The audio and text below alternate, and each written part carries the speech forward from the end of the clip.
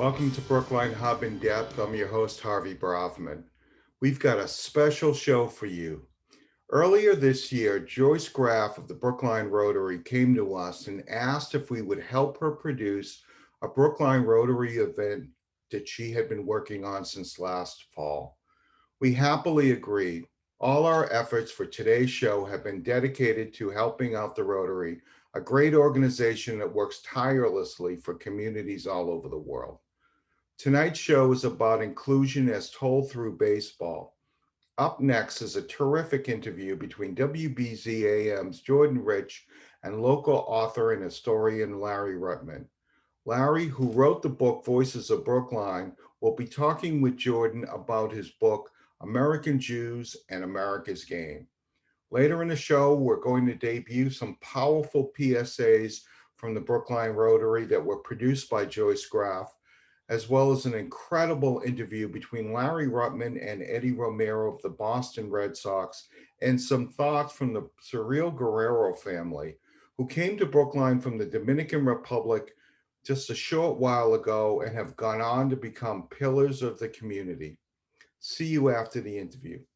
Everything that's going on in Brookline is exciting, and I have the joy and honor of being not only a colleague of this man, but a friend, and we've grown to know each other pretty well over the years, Larry Ruttman. And we're going to jump right in, Larry, and talk a little bit about the book, because it's the center point of our discussion, and it's what started this whole project that we're doing today. American Jews and America's Game. What will we see when we read that book? What will we learn?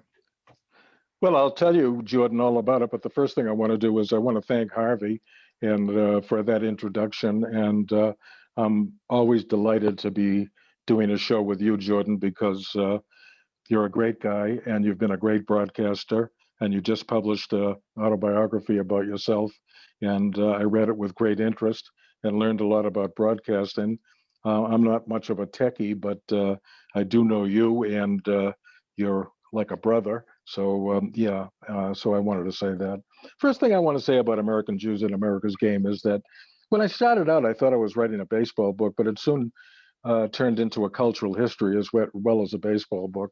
And really it centered, and I met, unbelievable people that I never thought I would meet. Bud Selig and baseball players like Kevin Youkilis and a lot of people, Brad Osmus, great players, and Bud Selig I met, and he wrote the introduction, and I met Jerry Reinsdorf, the owner of the Chicago Bulls and the White Sox, and I also met my two favorite guys in the book, Marvin Miller, who's gone now, who was the head of the Players Association and was the one that did away with free agency. And he certainly was probably the top Jewish guy in baseball history, and maybe the top guy ever in baseball history, because he changed the face of the game and changed all professional sports. And whereas the owners were characterizing him as a tyrant and somebody who wanted to take over the game and be commissioner, he turned out to be, when I met him in his apartment, and we became lifelong friends until he passed away, he turned out to be a very Hamish guy, as the Jewish people would say, a terrific guy, a guy that does the right thing. And then I met Don Fear, who was his second and became the head of the Players Association, another fantastic guy, very learned, very bright. And he came from a Midwestern Jewish family, and now he's the head of the Hockey Players Association, and he became a personal friend. So it was like it was a trip for me, a trip I never thought I would take in my lifetime. Most people, prior to reading your book, think of two men, Hank Greenberg and Sandy Koufax, when they think of Jews in baseball. But the book is amazingly in depth in terms of the history of not only the baseball experience, but just Jews coming to the New England and to the States, in fact, the diaspora, if you will, from Europe here. Well, everybody went through this, and the Jews went through this, and the story of the Jews coming to America is the same as the story of the Germans coming to America, the Italians coming to America. So when you tell the story of the Jews coming to America, you might just as well be telling the story of everybody coming to America. One of the latest groups is the Latino group coming to America, and Eddie Romero, whom you're going to hear from later in this program, is an extremely articulate, bright, personable, wonderful guy. And when you hear him And his experiences, you'll know what Latinos go through at the present time. And he speaks to the issues of discrimination and hostility among people who are not of color towards people of color. And he's risen to be the right-hand man, the executive vice president, but also the assistant general manager to Chaim Bloom, who's a Jewish fellow from, who's now the head of baseball operations at Fenway Park for the Red Sox. And so that will be very elucidating. But coming back to American Jews and America's game, what happened is that, as I say, I discovered it was a cultural history, and I was telling the story of just one of the many ethnic groups coming to America and the difficulties they faced. In the case of American Jews, there's a lot of anti-Semitism, whether it's shown or whether it's sort of subliminal, but it's there, and they had to face that. There were players early in the 20th century who changed their name from Cohen to O'Brien in order to play, and there was a guy named the Yiddish Curva, who was he was Barney Pelty, who played for the lowly St. Louis Browns, but he bested Walter Johnson in a few contests. He was a great pitcher, one of the lowest earned run averages in baseball history. Barney did not hide who he was, and when it was all over, he went back to become a librarian, which is a very Jewish thing. And Barney was pitched in 1905 to 1915, something like that. But these stories that are told in all the way through, beginning before the downturn in American economic life and the Depression, and all the way up to the present time, they tell the story of the difficulties Jews faced in the game and how they have risen to the top. Not just players. I mean, I interviewed, as I said, Bud Selig, Jerry Reinsdorf. The book is spread between players, owners, general managers, Theo Epstein, sports writers, Murray Chass, who wrote for the New York Times for many years. All of these people, and rabbis, Rabbi Paley of the New York Federation, people like that told me a lot about Jewish life in the United States. And the guy who told me the most, this will interest people, there's a guy that Marty Abramovitz, you've heard that name. He's the Jewish baseball card guy. Now, Marty was really forthcoming with me. First of all, his byline was American Jews in America's game. Now that's limited. He let me take the title and change the "in" to "and," which now included millions and millions of people. And he also said, "Well, I thought I finished the book." He said, "No, you don't have any Orthodox Jews in there who are interested in baseball." And he gave me those. And and Marty gave me books to read and this, that, and the other thing. He was very instrumental, and he wrote the introduction to that book, which showed how he told me more about what I wrote than I knew. How's that? There's such a connection to the well-celebrated documentary series on baseball by Ken Burns, in that baseball is a mirror image of what's going on in our society historically, and whether it be the arrival of the great Jackie Robinson or Hank Greenberg dealing with anti-Semitism, or the Latin players and language issues and diversity. So let's talk about where we are right now with the project and what we're doing today, because you found it to be, well, the time was right to talk about these issues and broaden it beyond the book and the scope of the book. Talk a little bit about what we're doing today, which is a look at diversity in sport and in culture, how this came about for you. Well, I think I've always been interested, even when I was a lawyer. I mean, I've always been interested in social issues. I mean, I read the newspaper every day. I have a lot of thoughts about it. I think Jackie Robinson, I do think that baseball, I think American history can be told by baseball, because all groups that come to this country see baseball as the way into the society. You know, back in the early 20th century, there was the guy that published the Jewish Forward, the Forverts.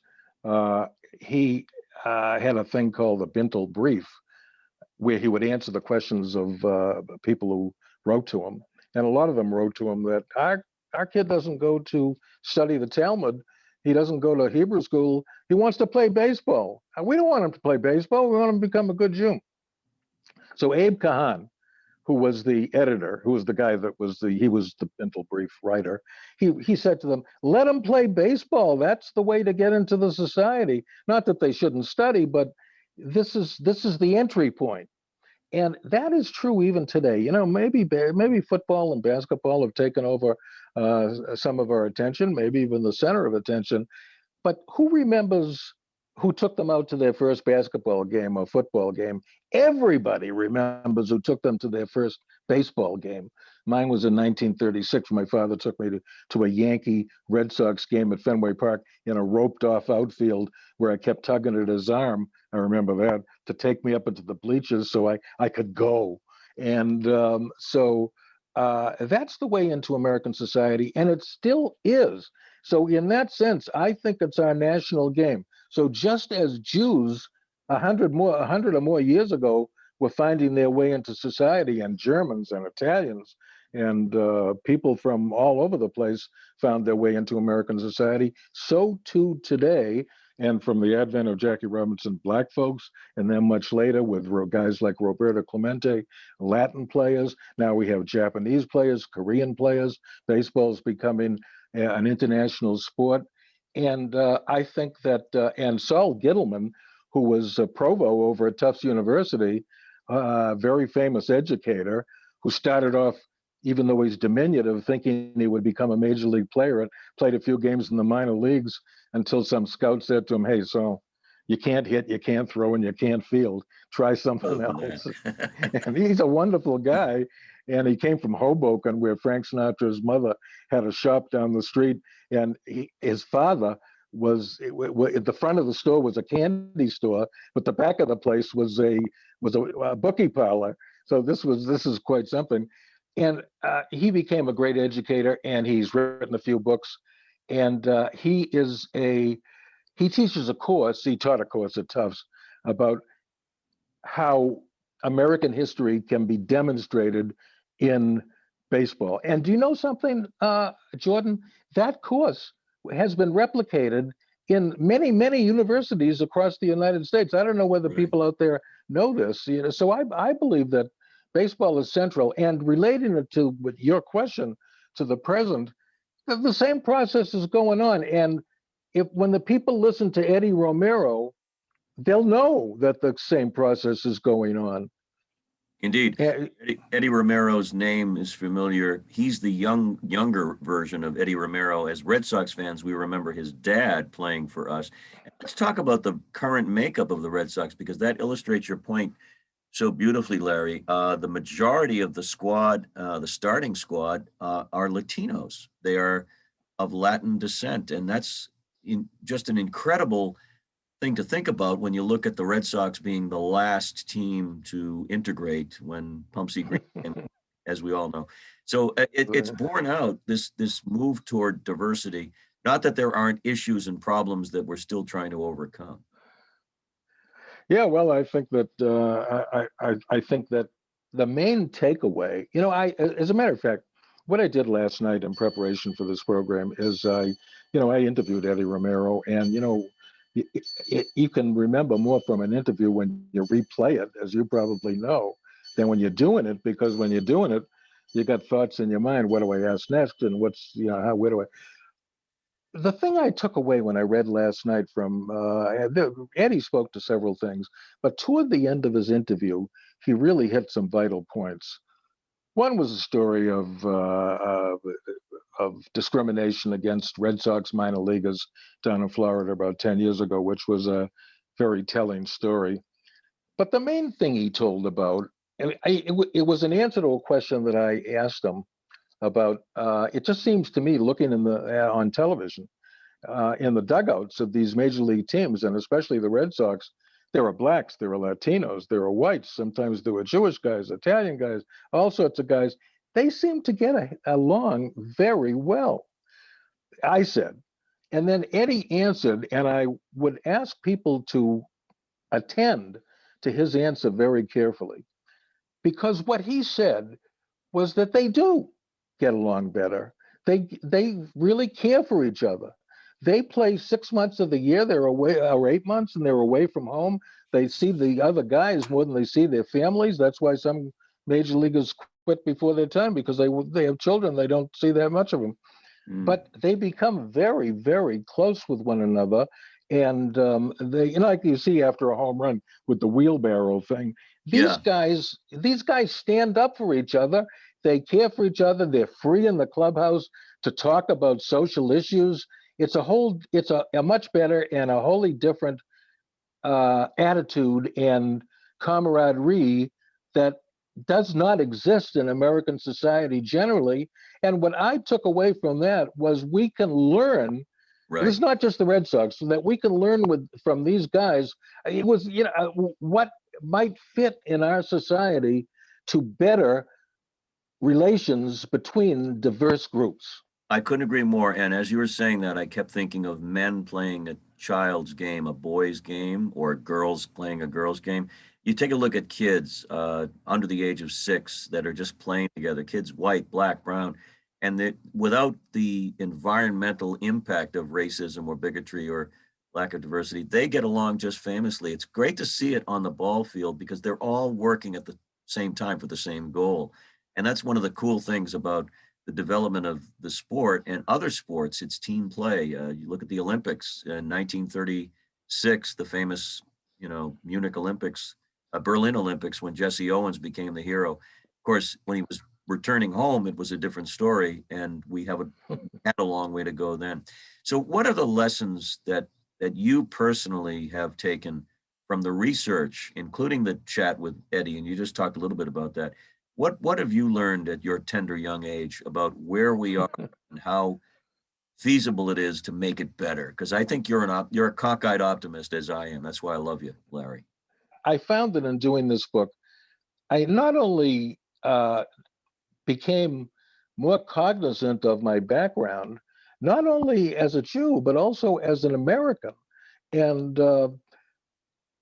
when you turn your attention wholly towards something and you want to make it good, you really got to think about it. And, as I thought about it, I think it changed me as a person. I think it made me more giving, more social, if you want to call that, more respectful of my fellow man. Reading my own preface written 10 years ago almost, I was struck by I don't know what I thought my words were not exactly eloquent, but they really were feeling words about the person I had become from the kid who ran around on Halloween breaking windows. So I don't know whether that's an answer to your question, does it? Well, it is, and I'll go a little bit further and draw out a little bit more. You're, as I said in many times, and we're doing a podcast together too that will soon be hitting as this is recorded. But Larry is just in his 90th year. Is that right? 90? Well, when you get to be 90, you're in your 91st year. That's true. And what I love about your exposition today is that you're willing, ready, and able to listen and learn, which is the takeaway for me is all of us at any age can relate back to when we were kids and it was more innocent time. But the idea of fairness, equity, justice, diversity, and all that, it's not anything that you have to search for. It's there. You just have to open up your ears and your heart and listen and be willing to discuss and not fight and argue. And that's the takeaway from the book and also from my getting to know you and understanding your. Well, Jordan, I really do believe that we're all the same. We're all human beings. Doesn't matter where we come from. It can be Vietnam, it can be South America, it can be a Latin country, it can be a European country, an Asian country. Nobody is going to be foolish enough to put themselves in a dangerous situation, and there are several dangerous situations in the world. But I'm sure you've noticed that when you meet people, people-to-people contact, wherever it is much easier than government to government. I mean, if you were in Iran, if we went to Iran together, and it looked, and which is a fantastically historical country with unbelievable sites and stuff like that. And I had an Iranian doctor operate on me, a guy named Tabatabai that used to be down at the MGH when I had benign prostate hyperplasia, which not cancer, but it's uncomfortable, put it Sure. that way. He was a Sure. wonderful, wonderful guy, and we became great friends. And he was at the MGH for maybe 8 or 10 years. He was the go-to guy for that particular operation all over the country, and ultimately had to go back to Iran. But people, and we became very close. And I remember the last time I saw him, he said, "Well, tell me about this book we're talking about." And so it's always easier people to people. And as I started out to say, we're all the same. And I measure all people. I try and be respectful to all people. I mean, I could be a difficult guy. There's no question about that. I have my own ideas about what I want, and I stick to that because I'm not afraid. But on the other hand, it's always it's important to always respect people, and nobody's better than anybody else. Somebody may be smarter, some may not as smart, but everybody has a story. You know that as a broadcaster, Absolutely. and if you talk to them long enough, they'll tell you their story, and you'll be amazed at what they tell you. The takeaway is obvious. We want to promote understanding. We want to promote the joy of watching a game together, sitting in the stands with people who look like the people on the field, as opposed to all of us looking the same. But I do want to get to one baseball story. Many people say they were there when Ted Williams hit the last home run of his career and his last at bat, but there were really only 5,000 people in the stands. Millions said they were there. You claim to be the guy who was actually there when Williams hit the longest home run at Fenway. Tell that story real quick. Well, yeah, I was 15 years old, and my friend Yale Altman, who's still with us and was a great ball player at all scholastic third baseman for English high school. And we went to the game, and I was sitting in the center field bleachers. It was a doubleheader against Detroit. Ted hit a home run in the first game, he usually hit these very high flies. And this one went about 410 feet and hit the back of the bullpen wall. And in the first game, the second game, I think Hank Greenberg played. He hit a home run that day in the first game. Appropriate. I think. And so anyway, Williams comes up, and we had, we from the bleachers you could see what was happening. Freddie Hutchinson, who was a fine right-hander, was pitching for the Tigers, and he threw a fastball inside. And Williams, who had a very quick bat and terrific power, is 6'4", thin, but he just had great wrists. He hit a ball that took off, not high. It was like a long, high parabola in the sky, sort of flat. And there was a west wind that day, but this ball was going to go a long way, wind or no wind. And it actually flew up to the 40th row of the right field bleachers, went through I didn't see it go through a guy's straw hat, but what I did see was the ball bounce, and it bounced up to the last 2 or 3 rows of the bleachers, which would be like almost 600 feet from home plate.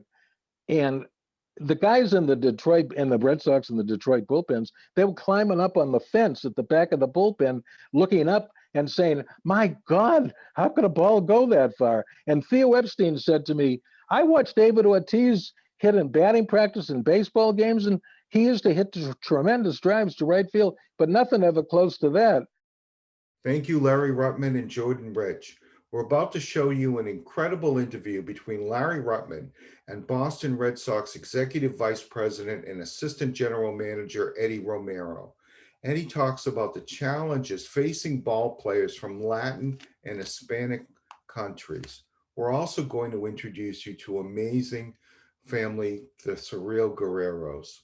I want to take the time to thank our Brookline Hub and Brookline Hub In-Depth audience for helping us with donations and sponsorships so that we can continue providing the Brookline Youth Awards. This was a very difficult year for all of us, and we really appreciate your contributions. We're proud to say that the 11th Brookline Youth Awards on May 8th was the first public event held at the Coolidge Corner Theater's main movie house in 427 days. or since the pandemic had shut it down.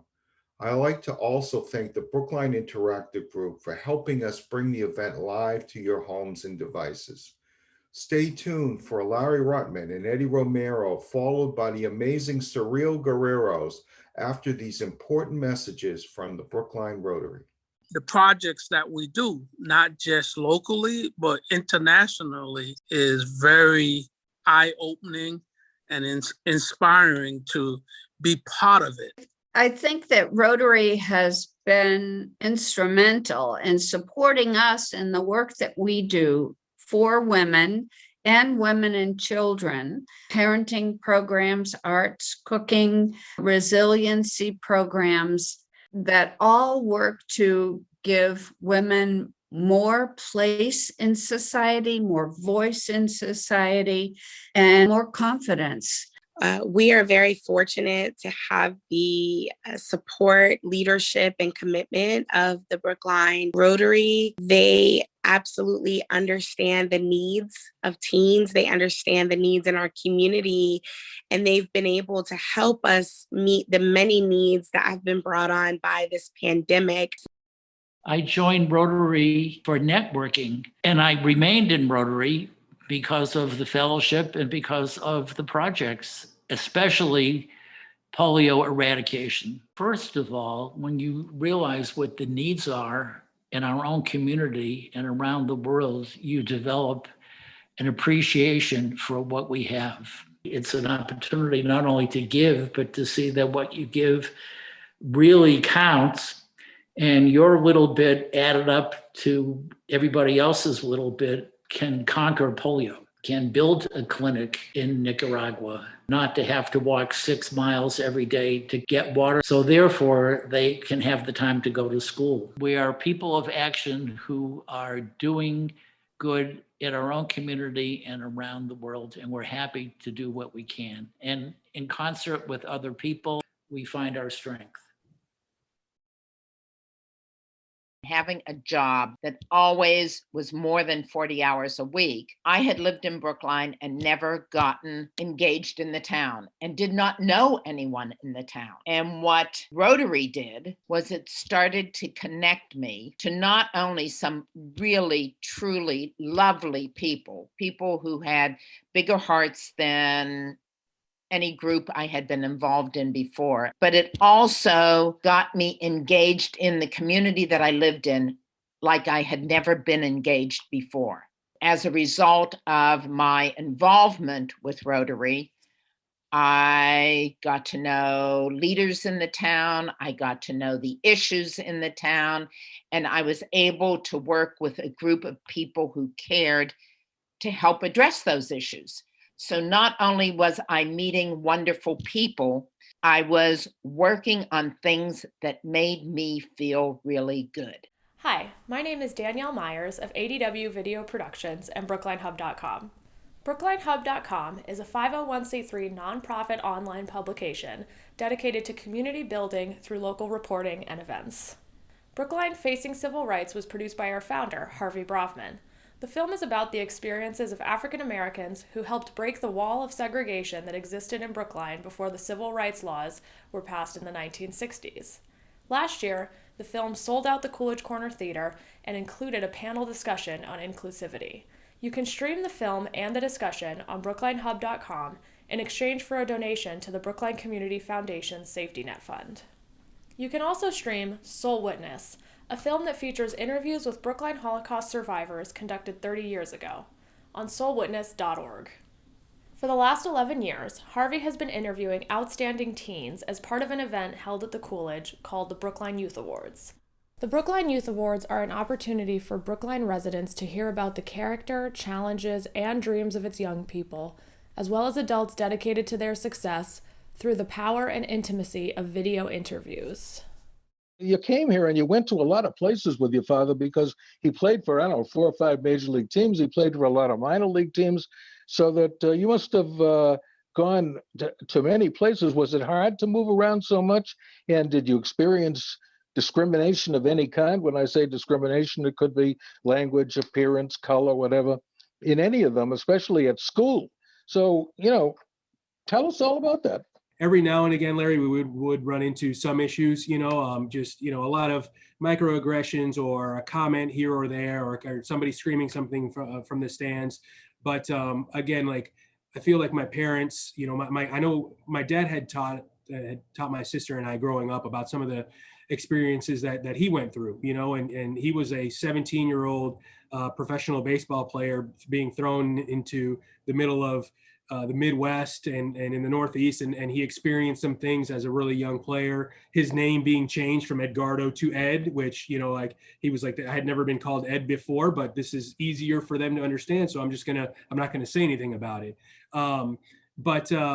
It really, like, we grew up with such an understanding, and we were very thankful and advantageous of being accepted into this community. But at the same time, that there were some incidents that happened. Thankfully, none of them were ever too serious, and we were always, my parents did a good job of entrenching trust in ourselves and who we were, and being proud of our heritage. What was the worst incident that you can think of that happened to you that in the sense of discrimination? A really major incident, if any? This may not be the worst one, but it's the one that most stands out to me, because I remember as a very young child, I went to like a summer camp type situation, and it was basically kind of like a summer school type thing, and it was in the northern part of the U.S. And I remember, just even for my first day, everybody was calling me skunk. And I remember going home, and I didn't really know what a skunk, like, why they were calling me that name and everything. And it took a while, and I remember talking to my mom about it, and she was just saying, no, like, those are just silly names. And then I remember asking one of the kids that was calling me that all the time why he was telling me this. And he was like, well, you're half black, you're half white, and you stink. And that one was always one that has always stuck with me, especially at a young age, and I can't deny it. That one stung. I was like, I mean, do I really actually, like, smell? Like, is it something about where I come from? Is it something in my house? Am I doing something wrong, like that? And as simple as it may be, when you're 7 or 8 years old, that one is still the one that probably irritates me the most, because that wasn't something that I was prepared for. And as you can see, like, to this day, even something so minor at that time, that was one that really, really stung. Do you feel as though you're treated equally in American society? That's an interesting question, I'm glad that it's something that's been brought to the forefront, nowadays, in terms of just addressing, like, opportunities and everything. So I've been very fortunate. Like, my father's background, my father told me stories about him coming up and having, coaches and staff members forcing him to sit in different places, on the team buses or things like that. And I think, like, having that knowledge and that experience really helped prepare me for a lot of things. And the fact that he knew so many people, that he had contacts within this industry, kind of gave me a bit of an open door and some acceptance that other people haven't been able to have, and other people of my race. So that way, I think I've been incredibly fortunate in that aspect. Obviously, like, I think representation overall of Hispanics in the industry, like, really off the playing field, on the playing field, it's tremendous. But once we look at front office and player development staffs and people, like, in decision-making roles, I think that's one where we've had a bit of an uphill climb. And that's one that I know MLB is actively trying to improve that. And I am part of that. I'm trying to, whether it's in focus groups or committees, we're playing, several of us in our front office here are playing an active role to kind of bring a more diverse background, because representation matters so much. And I think that, a lot of it may go unsaid, but it's something that we need to attack and offer equal opportunities for everybody, no matter their background. I wish you luck in that endeavor, Eddie. As I understand it, you're the highest ranking Hispanic in baseball front offices, as vice president and director of, and the right-hand guy to the CEO of baseball, Chaim, who's a wonderful guy. Sure. Yeah, no, it's been great here. My experience, I mean, I'm going on year 16 here with Boston. And again, I know, like, this organization's past is not something that can be hidden. But you know, I know like with Sam Kennedy's leadership, it's been a tremendous opportunity for me, and with, you know, several levels of growth and being involved in like the overall Fenway Sports Group leadership for me has been an eye-opening experience. And again, like it's continuing to grow. It's humbling to be in this position. I do want to point out Al Avila with Detroit. I believe he's the highest ranking. I know I believe he was born in Cuba. If not, he's Cuban American, but he's also, you know, really been somebody to look up to within this industry, and other people like guys like Moises Rodriguez with the St. Louis Cardinals. And so slowly but surely we're coming, and I think it's really cool to see, especially, you know, being from like Moises, myself, we're from Puerto Rico. We always, you know, keep an eye out for each other and other people from the island.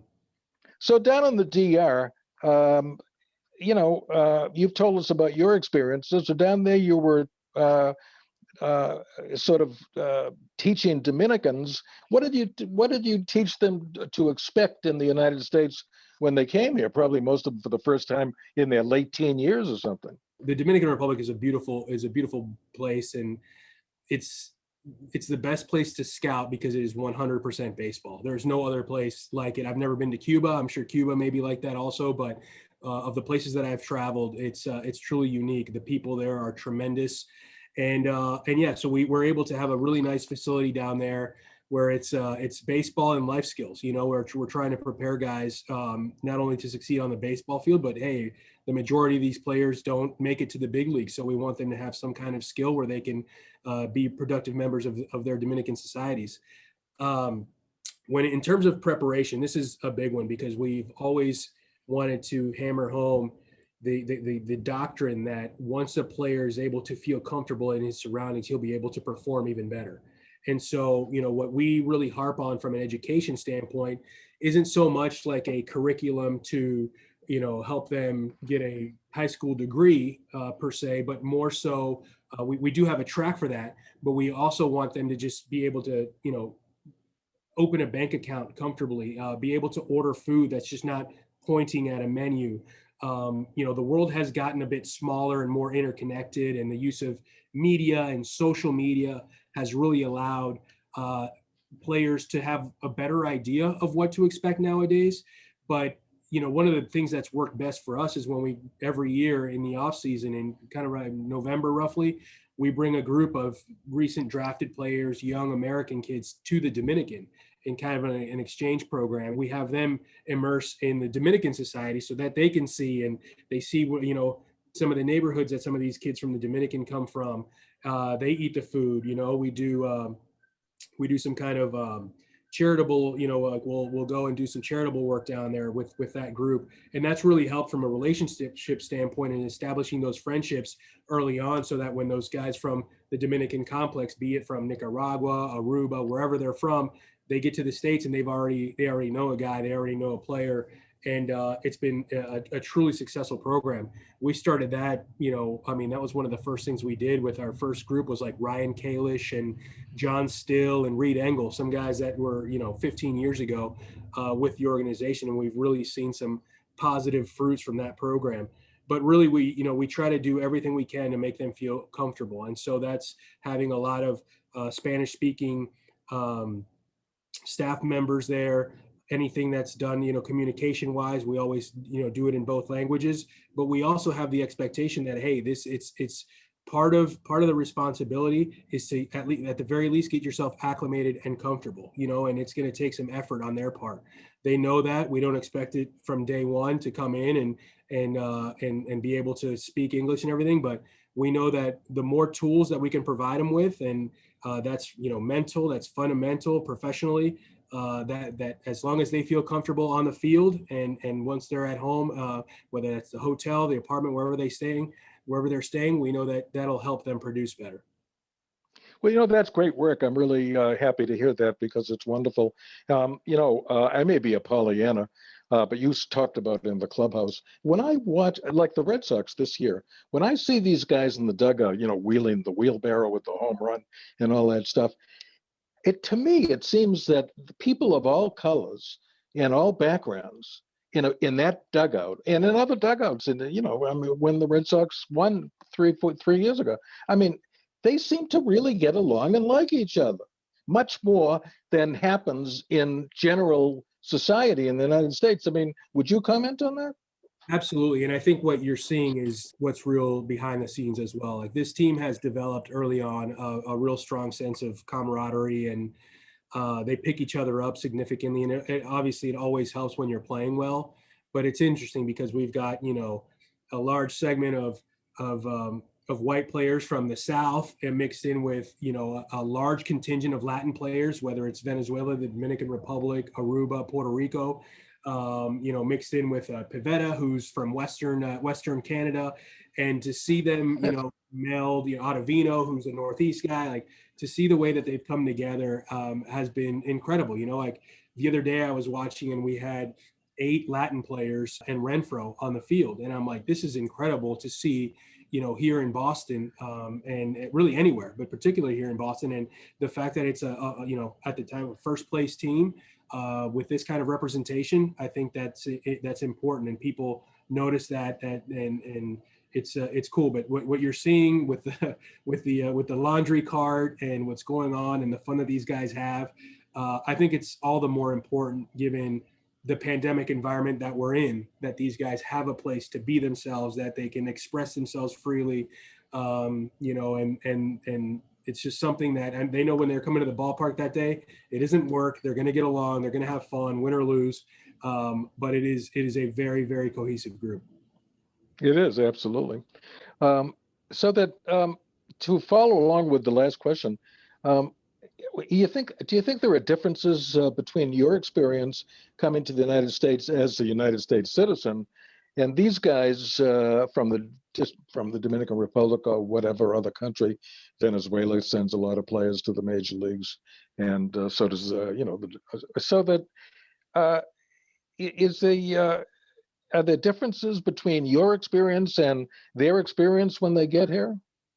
Well, I mean, I think so. Like again, I came in under different circumstances. My father had already kind of established himself, and by that point, both my parents were fluent in English. And what they did was, they put myself and my younger sister immediately into schools in the States, and that was key. Like I think the upbringing that I had in education, both from a baseball standpoint and from an academic standpoint, is unique and very fortunate. Not all the players that we bring along. Some of the players that we bring along are fortunate and they come from better backgrounds, but the majority of them, Larry, are coming from, third world countries, and a lot of that has with limited education opportunities. They leave school at 11 or 12 years old in order to pursue their dreams, in order to start working in these training programs, to start playing in these training programs, in order to get signed when they reach 16 years old. And really, like they've forgotten everything that's academic related. And so, and for those that get an opportunity and a signing bonus, that's one thing. They can establish their families and buy homes and cars and have some level of comfort. The majority of the players sign for very little and don't make it out of A-ball, and then they're faced with a harsh reality when they go back home. So absolutely, it's been a different experience for them, and that's why it's so important for us to be able to equip them with some life skills and some tools that, if it doesn't work out for them on the baseball side of things, they can at the very least, go back and find a job in their respective countries, and that's a responsibility we take seriously. Has there been any player that was talented, in your experience, that you know of, could be from the Dominican or any place, who had the talent to do it, but came to the United States and found the cultural difference so striking and enormous that he either gave up or was overcome by it and just couldn't deal with it? Yes, the homesickness factor is multiplied in this aspect, because we're taking young guys who are 16 years old when they sign. Those players almost always start off at our central kind of base and at our complex in the Dominican Republic, and it's baseball 24/7 from there on out. We give them an hour and a half of English class every day, but They wake up, they work out, they go out to the fields, they go through practice, they play a game. Afterwards, there's, like video review of the game and individual work. And then they go from there, they relax a while, they go to their English class, and then it's rest up because tomorrow's the same thing.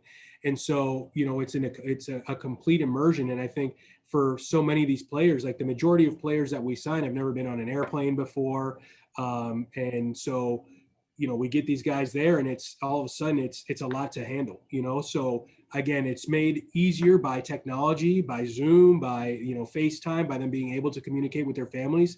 But being away for that long and having baseball be something at such a young age, going from being something fun to now being work and having a large contingent at home that is expecting you, desiring you to make it to the big leagues is a lot of pressure for a 16 or 17-year-old. And absolutely, it's happened a lot where a talented player that's either too much for him to handle, or that they just get homesick and they say, look, I would rather go home and go do something else in my home country than continue to pursue this away from my land.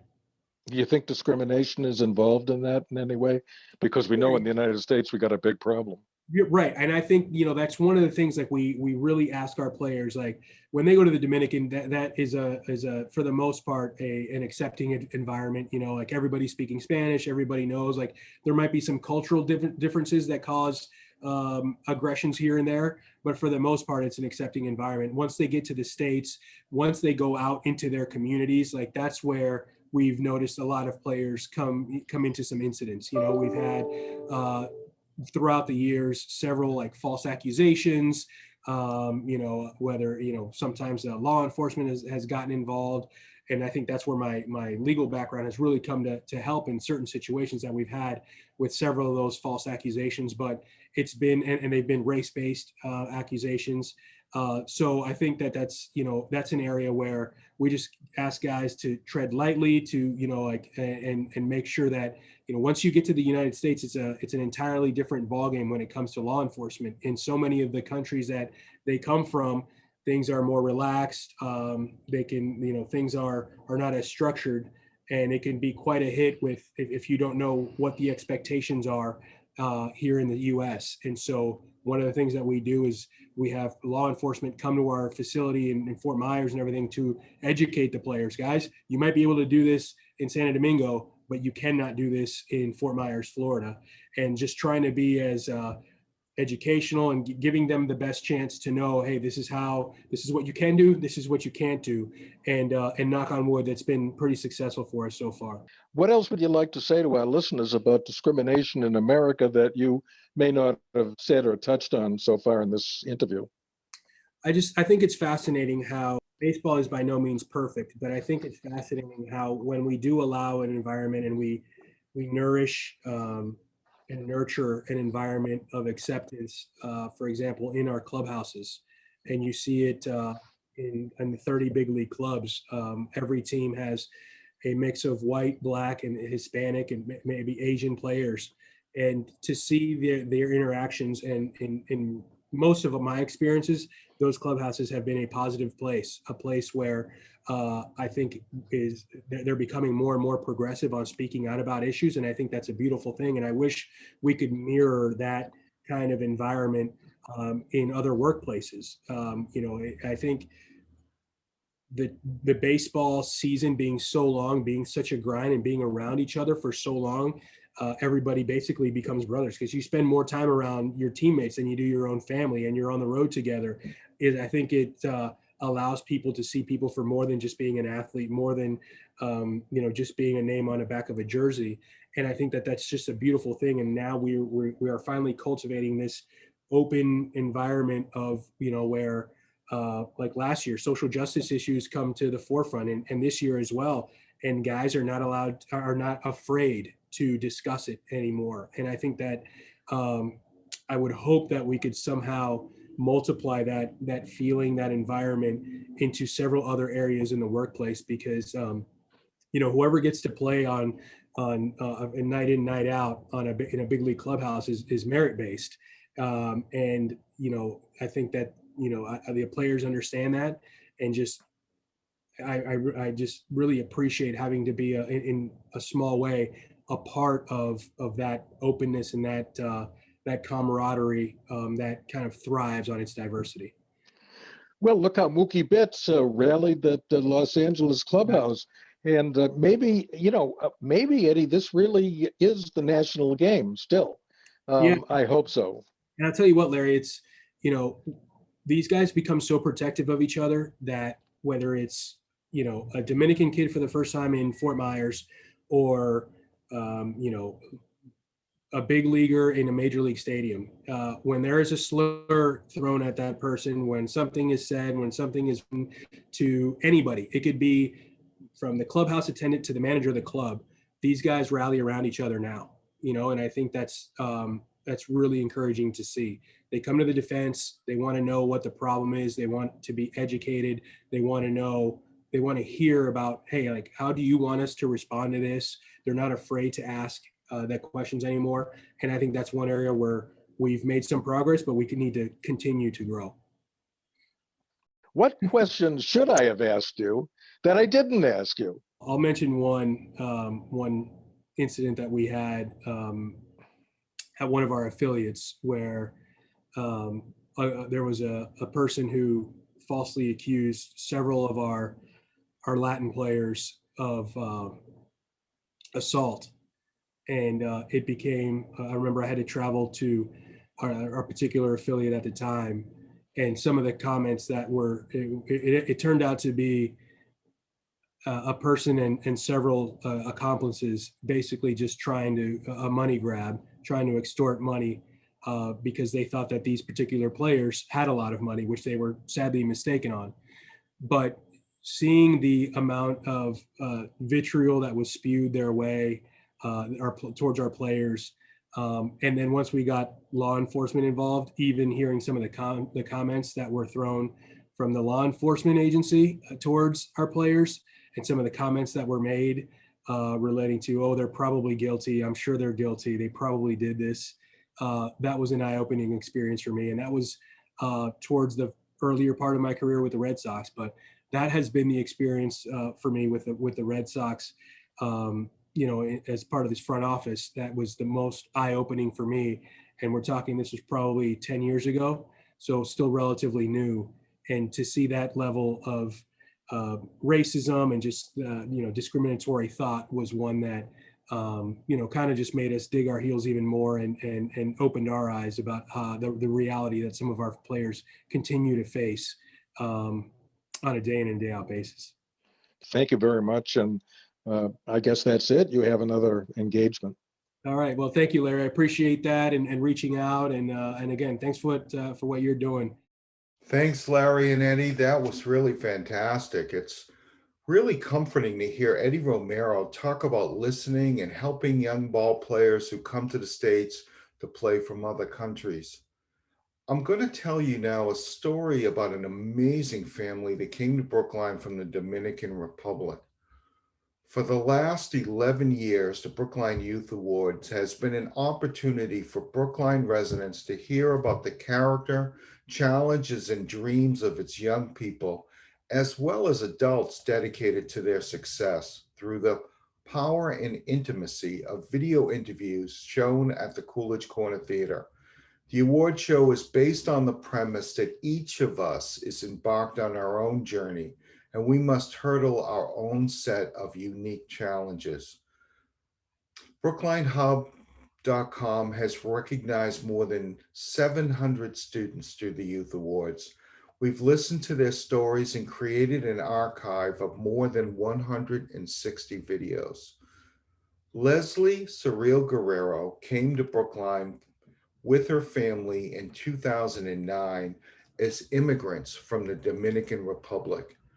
In 2011, Leslie became our first Brookline Youth of the Year, just 2 years after she came to our town.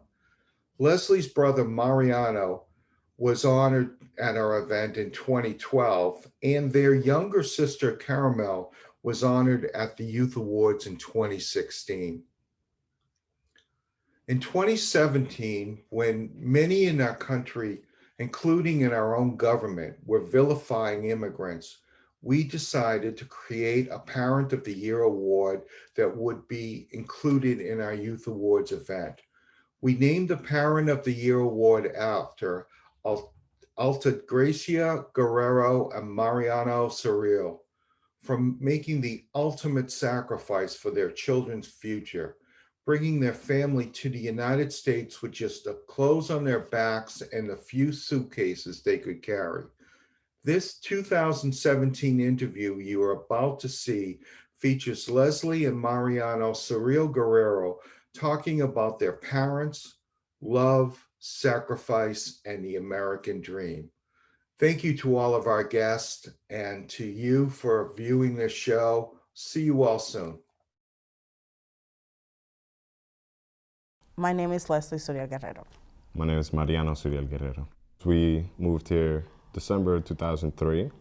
Our parents made the ultimate sacrifice for a better future for us. So my mom was an accountant at one of the main branches in our town in Dominican Republic.